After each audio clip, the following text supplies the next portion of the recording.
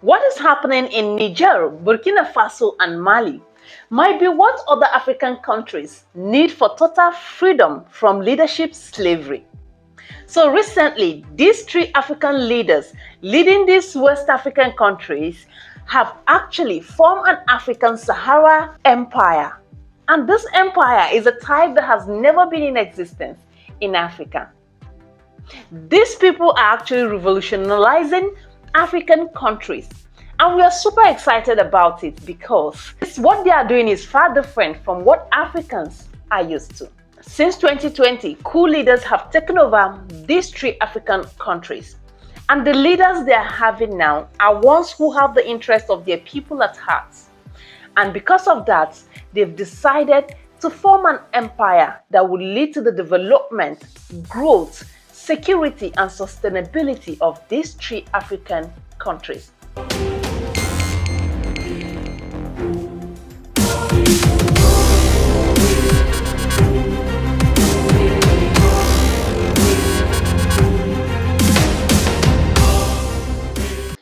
Actually, when this coup started, a lot of people kicked against it, particularly the Western world. And you know why the Western world kicked against it?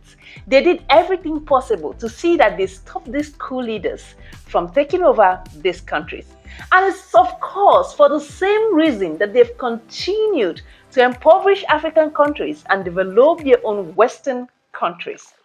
With the aid of ECOWAS, they made so much effort to use ECOWAS to threaten these African countries to stop this coup.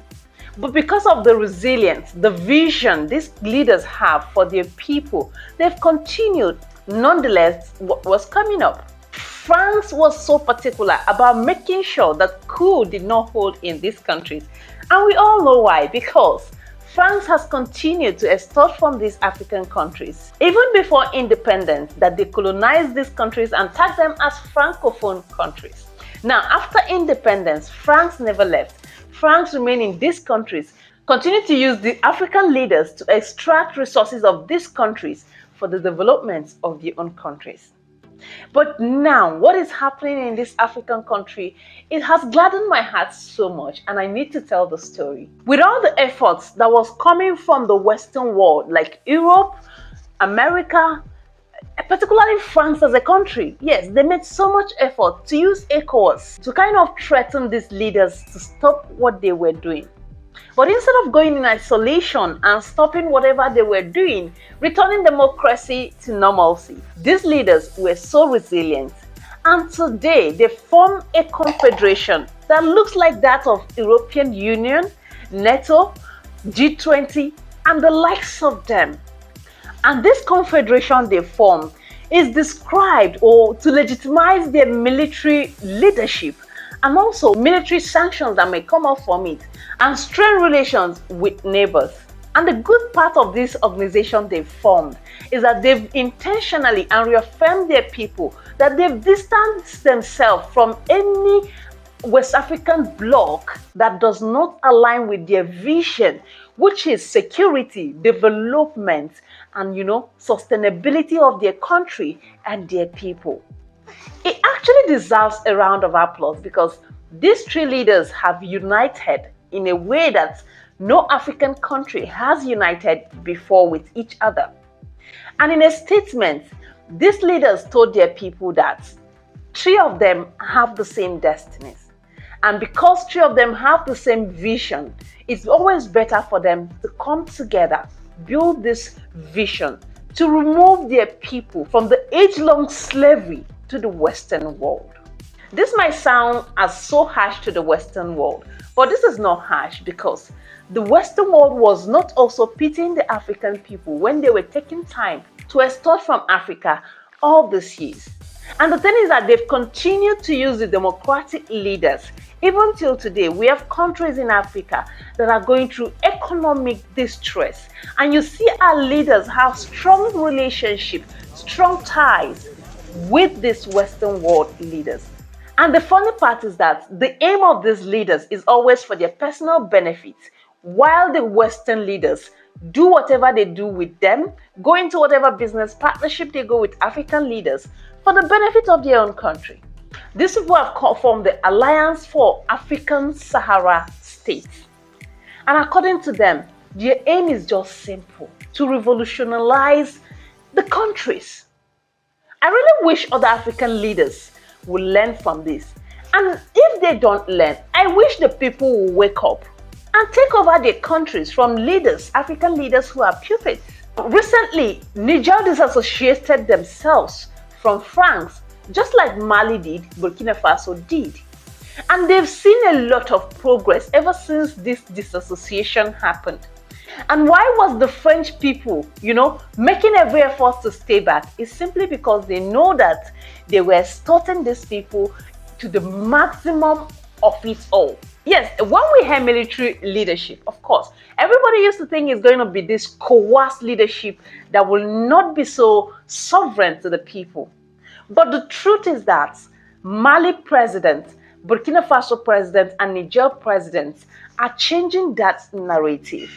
In short, from what we've seen previously, their people are super excited, and some of them were chanting that freedom has come at last. And there's nothing like being a leader and your people are super excited with what you're doing to make sure that they are secured and that they are growing in all aspects. And they released a statement recently saying that nothing at any point is going to stop them from this vision of making sure their people break free from Western slavery. And they are showing it. Recently, we saw the amount of terror groups that were eliminated in Burkina Faso by Ibrahim Traore. And we also saw how the French troop finally evacuated Niger, all with the help of Abdurrahmane Chiani. And Assimi Goïta, the president of Mali, is also doing his own quota to make sure that there is security, peace and growth in Mali. And if you see these countries, the people are reacting in the same way. Normally, when a leader is bad, from the reaction of the people in that country, you will know that this particular leader is either underperforming or is not a good leader.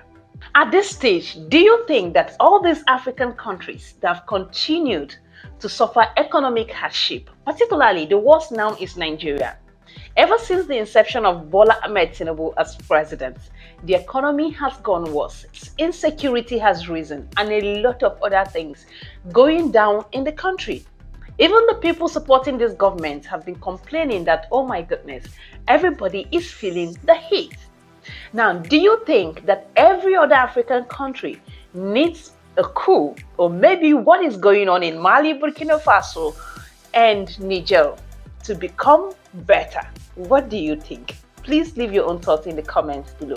But I love the resilience, because even when the Western countries decided to use ECOWAS, led by President Bola Ahmed Tinubu, to force those people to stop this revolutionary movement in these three West African countries, they resisted it. And today, we're seeing the effect of what they are doing. And this empire and confederation they've formed is obviously leading to the growth and better future for these three African countries. I don't know what your own opinion is, whether other African countries should join this revolution.